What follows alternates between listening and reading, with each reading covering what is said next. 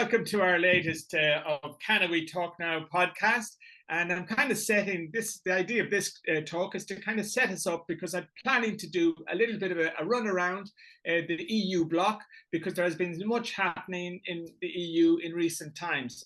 Currently, I'm here in Barcelona, which in Spain, we take the summer very, very seriously. So that is the same for most of the EU, where everybody is on holidays. So the world is going to come back into life in September. So that makes it kind of relevant in the sense of these talks. And today I wanted to kind of set up these talks that are coming. I'm going to be talking to people from Malta to Czechia to Ireland to and the UK. And today we've got somebody from the UK. I'm very delighted to do this, to set up this run around the EU, around the bloc. I've got a journalist of Business of Cannabis. He's got his t-shirt there spelling it out. So this is Ben Stevens, highly regarded journalist in the Canna world. If anybody's paying any attention, so and you have an awards. There's an awards that goes out every year. But Ben has been around this situation for quite a while, and there's nobody knows it better. What provoked me to kind of do this run around the EU bloc was an article of Ben's in the recent, I'd say not the most recent, but in a recent Business of Cannabis, and it was running around a few of the countries. So today, it's I'm really happy to set this little series of talks, like a mini series of talks that we're going to do hopping around the EU bloc, which is in a lot of change. We have Germany legalization, we have Portugal decrim going a bit pear-shaped. We got Holland. So let's find out from Ben, who knows best. Ben, thank you for gracing this little humble podcast with your presence. Thank you so much for having me. It's a pleasure to be here.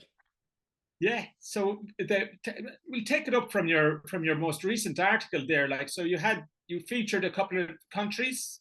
Italy was one. Italy's in a bit of a weird one at the moment.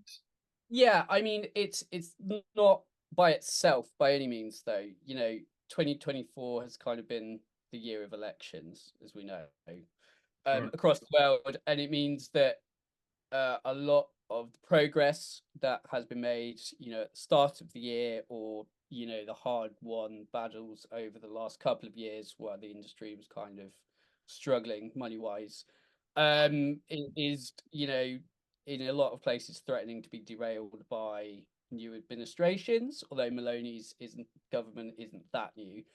But they've been after CBD and hemp and cannabis light, as they call it in Italy, for quite a while. This is by no means their first attempt to crack down on it. And also, that's happening in many places in the world. People still mistake CBD and hemp and sort of non-intoxicating cannabis as the opposite. Sorry to come in there. Can you just frame what exactly is cannabis light? I mean, how did they? Cannabis light is essentially CBD flower. Right. So it's just below 0.3% THC, and it's very popular there as far as I understand. It's sold. Yeah. Sold in lots of high street shops. It's kind of considered alongside tobacco. So yeah, they are trying to ban it entirely, ban any production, any handling, any selling, any of it whatsoever. Yes, yeah, any. But there's been previous court cases where they've managed to fight that in Italy specifically, but also within the EU. There's lots of precedent to be able to take a pretty strong position against this move, predominantly that it would be against the freedom of movement of goods. So I think the latest, unless I've missed something over the last few days, is that a few MEPs and groups within the European Commission are starting to get behind the fight back and calling on the EC to say you can't do this. This is illegal. This is against numerous European regulations, let alone, just being ridiculous. Yeah, damaging their hemp industry, if nothing Yeah, else. exactly, which employs, I think I well read, established. yeah, millions of dollars or euros, and employs hundreds of thousands of people along the supply chain, not just in sort of selling hemp, but all the I think businesses along. the reason that Italy is worth paying attention to is it because they have a long history, a long tradition of hemp growing and cannabis growing. Obviously, it's hemp and cannabis, but it's also a massive economy sitting side by side with Germany. The big legalization at this stage. Tell me, what's your impression of the German legalization? Is it working out? Is it? Yeah, I mean, Feel? it depends who you ask and who it's working out for. I think if you're a medical cannabis patient or someone that can benefit from medical cannabis, then it's working very well. They've just made it a lot easier to get cannabis on statutory health insurance. So, the equivalent of our NHS effectively. So that means that it will be a lot easier for doctors to prescribe medical cannabis and have that reimbursed rather than similar to here. Most of the market at the moment is, 80 to 75%, up to 90. I've heard various different figures, is self-paid. So it's taking off at the moment, which was kind of expected. The medical companies are doing very well. Imports are up quite a big portion, but there is some pushback.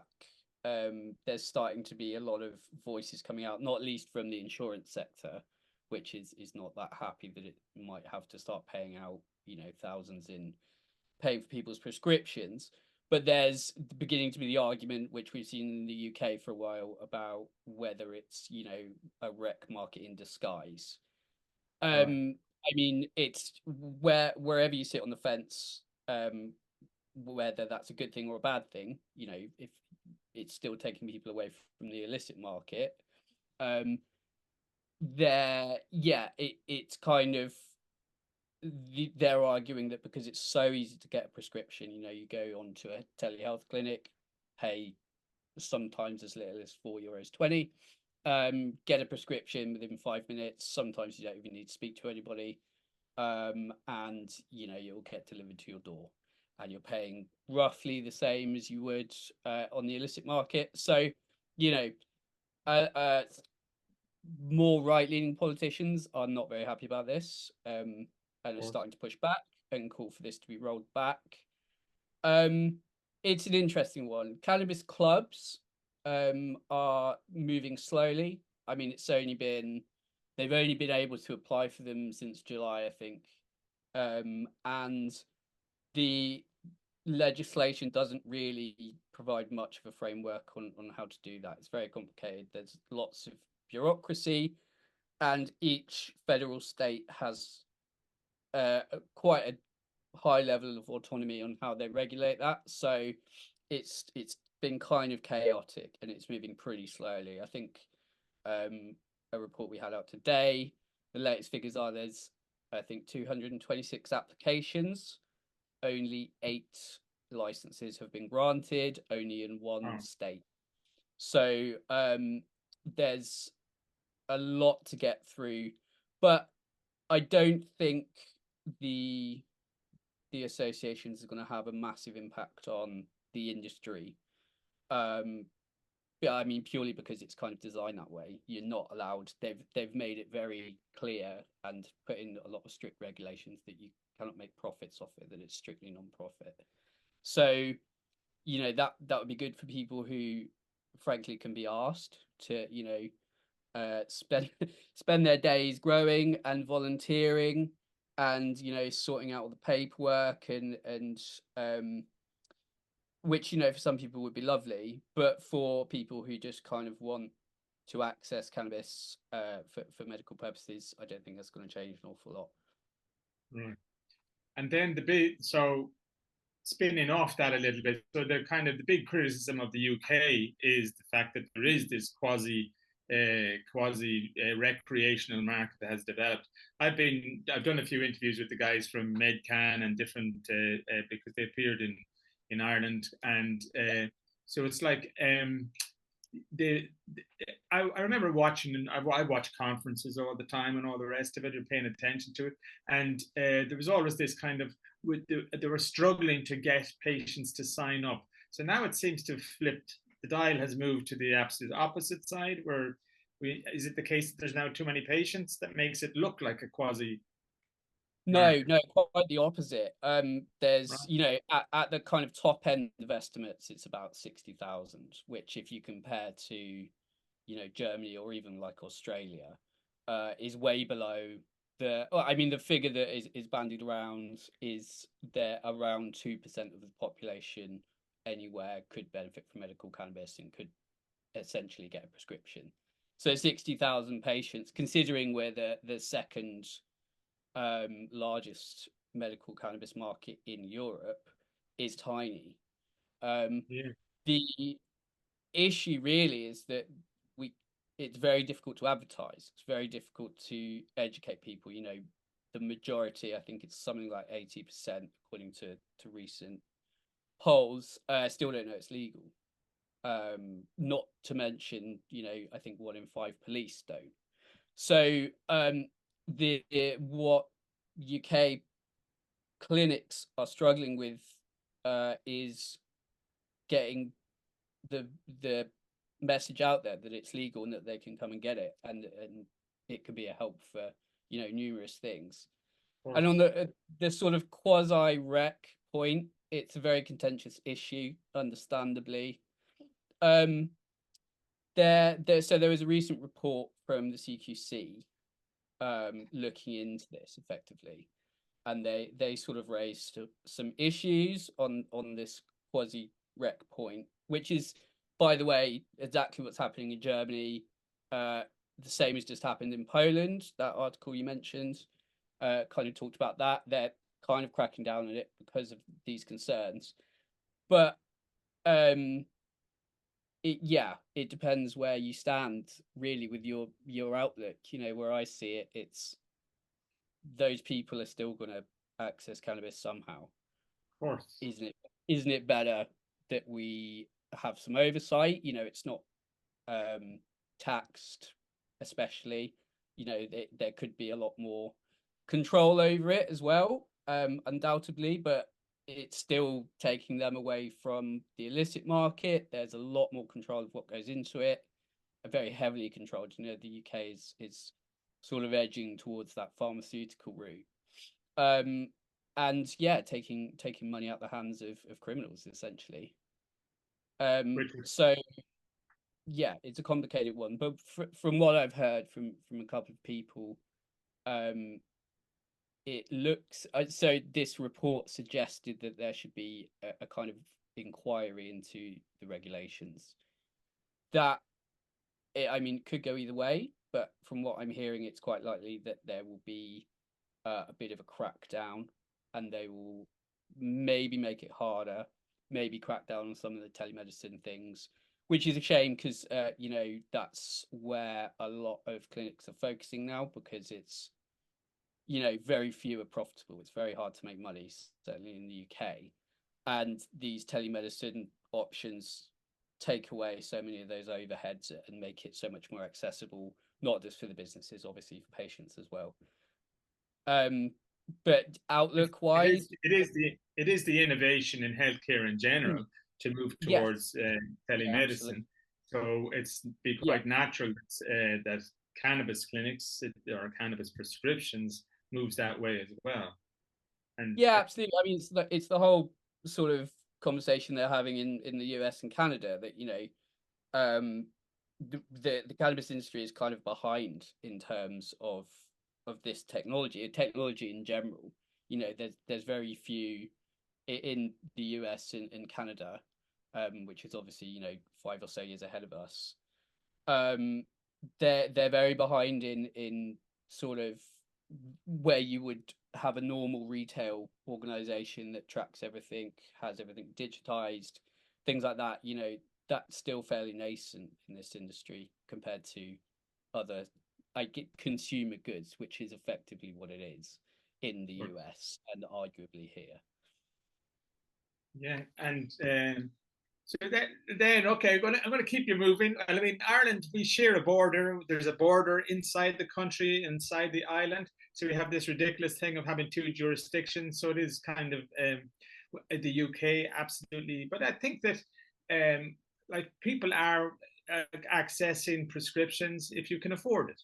I mean, there's a lot of people who are kind of falling through the cracks. You read about it all the time, and and you think about GW. So GW are really they're the driver behind with Sativix and Epidiolex. They're the two real drivers for this trope that UK is the biggest exporter of medical cannabis, and but it's yeah, because it is a bit of a trope. Yeah, you see it reported in different places. Oh, biggest exporter in the world. And a huge portion of that is or if not, you know, all of it is GW. You're right. Those two and just those two drugs, and yes, I mean where there's if they're exporting it, there has to be cultivation. So how does cultivation sit in the UK? I mean, is there? I mean, yeah, there's quite a few people doing it. They have struggled. A lot of them have struggled. You know, the licensing procedure is really difficult, and it's you know, you have to battle with this sort of chicken and egg thing where you need to have a facility, you need a license to build the facility, blah blah blah. And it's people have managed to get past it, but you need an awful lot of sort of capex ready to go, which obviously at the moment nobody has. We've seen a couple fail that, you know, looked pretty promising, but you know, those, without naming names, look to be sort of mismanagement of funds, which, you know, is also no rare thing in the cannabis industry, really, if you look at what happened in US and Canada. So there are more coming online. There's some that have started to, for the first time, sell into the UK market, so creating a fully domestic supply chain, which is a big step, and you know, they claim will eventually sort out the sort of supply issues that dog the UK medical supply chain, and mean that, you know, medical cannabis patients are so vocal about the lack of quality and the sort of issues with keeping the same prescription. Obviously, it's, you know, if you're changing effectively your medication every week, it means it doesn't work. So there more are springing up in crown dependencies, so Guernsey, Jersey, Isle of Wight, because certainly the Isle of Wight at the moment, they've all taken slightly more liberal stances on the regulations, certainly in relation to like proceeds of crime, which just make it much easier to produce there. The Isle of Wight I spoke to recently, I spoke to the sort of business, the council business group, and they are, you know, actively looking for investment to build out their medical cannabis cultivation operations. I mean, it's not a big island. There's not many people that live there, but they kind of want to focus on, you know, the equivalent of small breweries. So, you know, specialized Craft. Yes, yeah, craft breweries. That's the word. So the crown dependencies, certainly the Isle of Wight, kind of give us a bit of a case study on what the UK could look like if we made some very minor changes to regulation with proceeds of crime. And yeah, there's a lot of figures bandied around about how big the industry could be, certainly in terms of just hemp, not medical cannabis, but the production of hemp. And it's, there's so much potential, but how is Starmer on all this? Starmer has been hot and cold, is my perception, in how he's been before he got into power. Now he's in power, and who's he got? Who's the cabinet minister now? Who's is on this? This is on their table. Oh, put me on the spot. I don't know, to be honest. Sorry about that. But even Starmer, I wouldn't even know myself. Yes. But I read a lot of the stuff before he got in, and then I've lots of friends going who are not optimistic about anything that he's doing, and so I guess. Yeah, I mean that. So my my esteemed colleague Peter, who set up Business Cannabis, wrote about this a couple of weeks ago, and his general conclusion was that there's nothing that hopeful in what they've been saying so far. But if you, from a purely political standpoint, if you look at their whole tactics to date, they've been very tight-lipped on policy, certainly when it comes to controversial things. If they were going to make any changes, now would be the time to do it, while they have 5 years to kind of get over all the pushback. Work it out. Yeah, and they have the majority, the super majority. That's just going to mean anything gets passed unless it's super controversial. So, I wouldn't hold my breath, basically, but the hope is that they will take a more progressive stance than we've had over the last 5, if not 15 years of just drugs are bad. We don't want anything. And they are Labour. Yeah, exactly. And there's plenty of conservatives that think differently, but and we're quite vocal about supporting the cannabis industry, but nothing really ever got done. So hopefully that will change. Hopefully we'll have some slightly more sensible conversations going on. Certainly in relation to like how businesses, Labour ran on sorting the economy out, right? So making that economic argument is always going to be a big pull factor. Yeah. But whether there's the appetite for it, whether they want to raise such a controversial topic so early on. I think that to be honest, I personally believe that I believe in Lauterfact. What he did to get the German legalization over the line was basically focusing on taking the money out of the black market and taking it out of crime. And I mean I really believe that this has to be the future narrative for all activism and all of that. Is that let's stop dwelling on. There's a lot of stuff around the cannabis argument, but at the end of the day, fundamentally, there are massive gangsters operating, and they have absolute carte blanche to operate unfettered. And and it's across Spain has the same problem. We have all this kind of the narcos.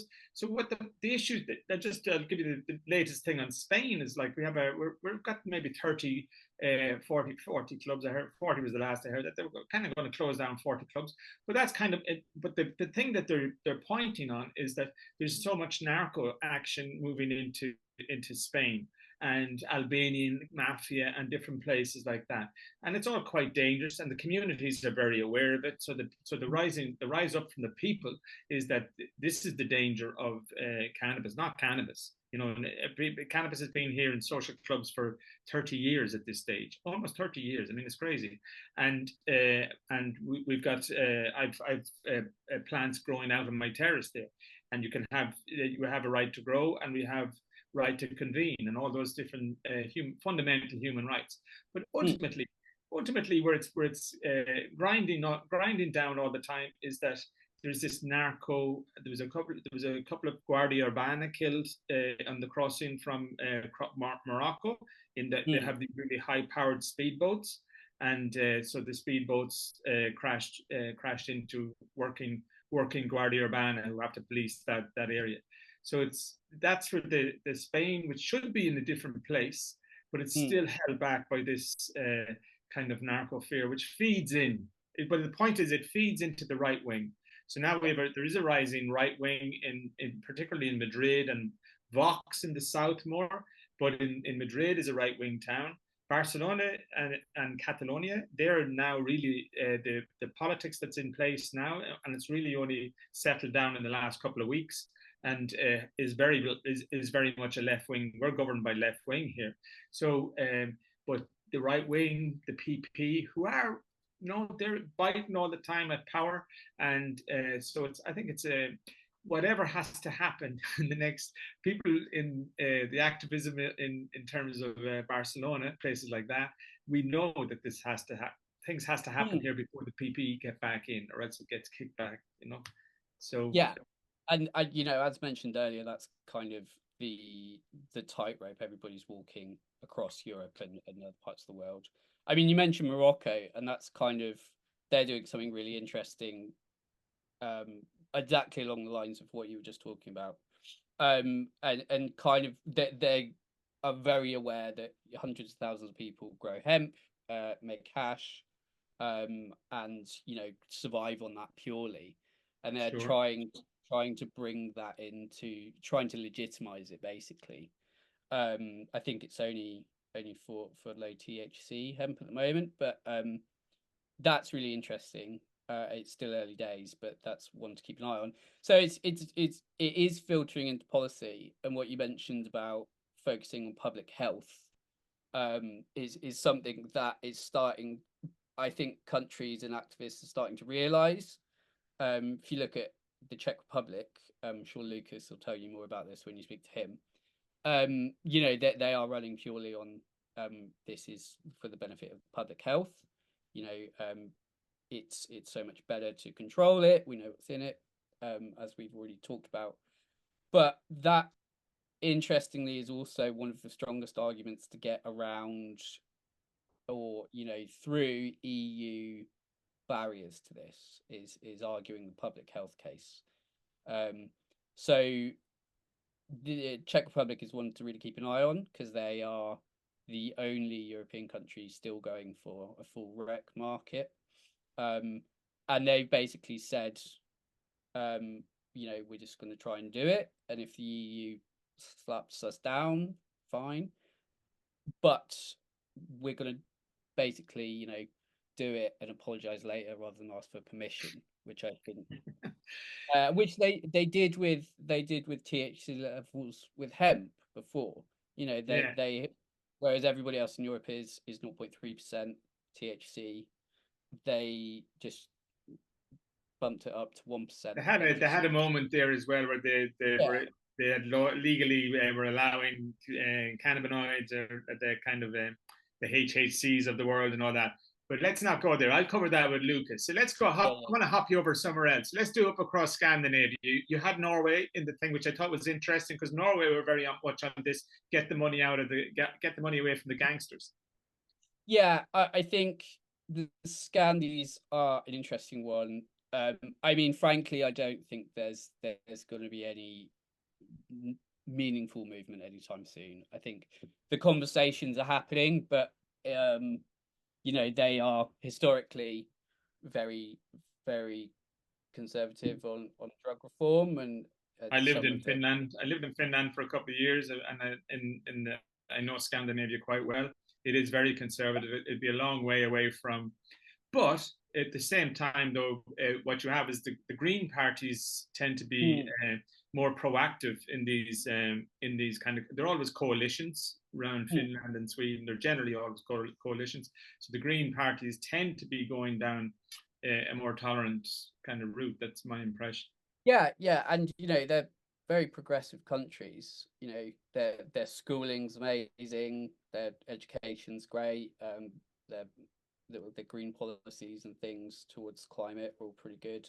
So it's kind of a bit of a weird one that they seem to be so stuck in the mud on drug reform. But I think I along with a lot of other countries, they probably have bigger fish to fry at the moment with what's going on in Russia, and having pretty scary stuff on their border. Totally. So I mean, similar to the UK, this is what everybody says is it's just not anywhere on the agenda. There's so much more to worry about right Geopolitics is now. overriding again.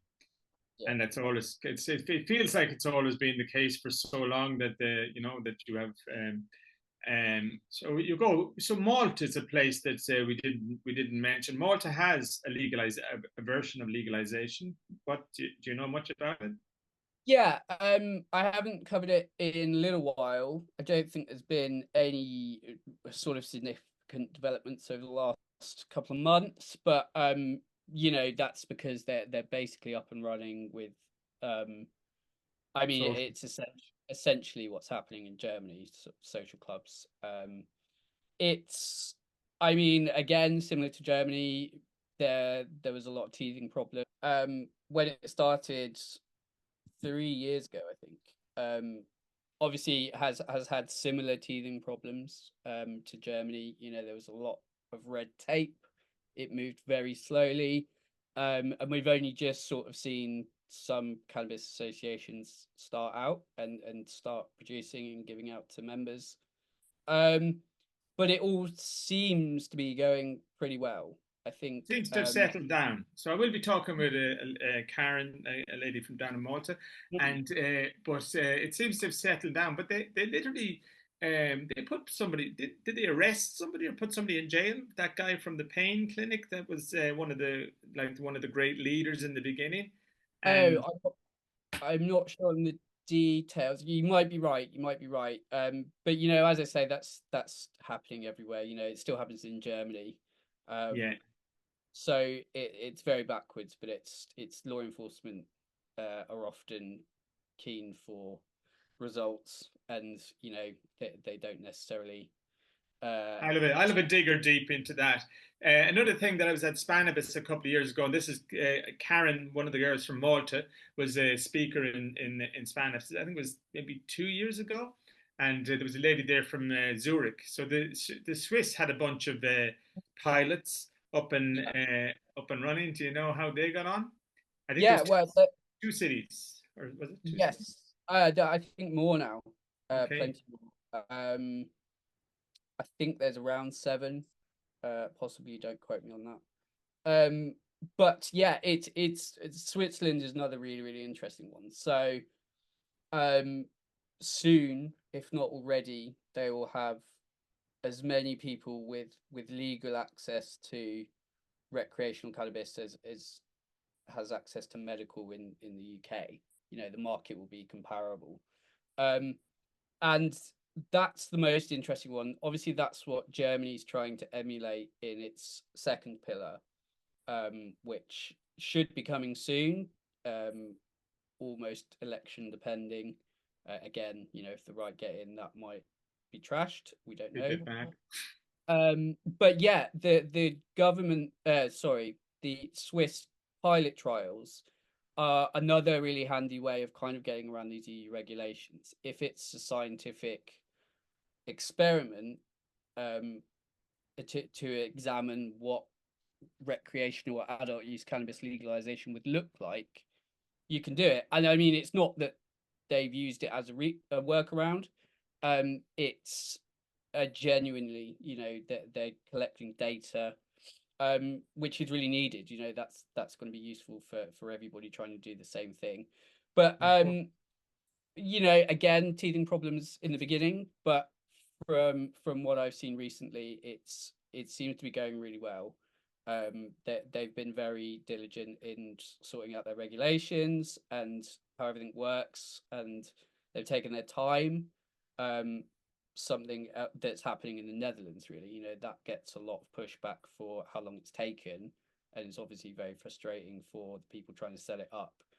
But the argument is that it's worth taking the time to make sure everything works properly and not doing a sort of Thailand. Right. Exactly, and have a massive have to Yeah. redress everything. Yeah. Yes. Then we've got the Portuguese. The Portuguese are down there, and they're kicking back on CBD. I don't.